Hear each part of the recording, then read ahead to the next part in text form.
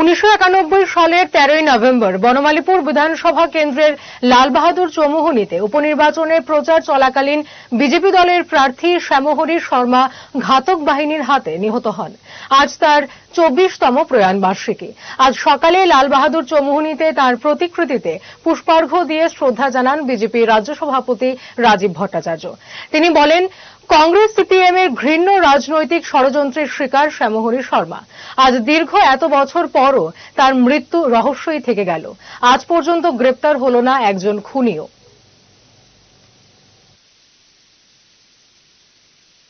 আমাদের ত্রিপুরা রাজ্যে আমাদের ভারতীয় জনতা পার্টির প্রথম শহীদ শ্যামহরি শর্মার আজকে পূর্ণতিথি আমরা পালন করছি।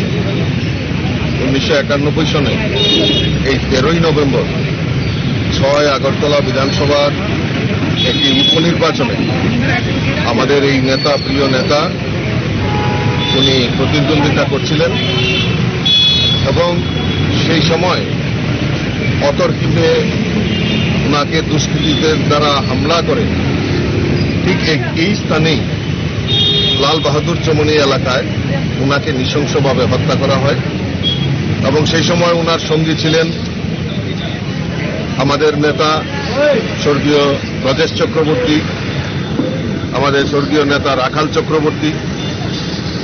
ওনারাও আহত হন এবং সেই সময় শুধু রাজনৈতিক এই কংগ্রেস সিপিএম এর ঘৃণ্য ষড়যন্ত্রের শিকার আমাদের শহীদ শ্যামহরি শর্মা।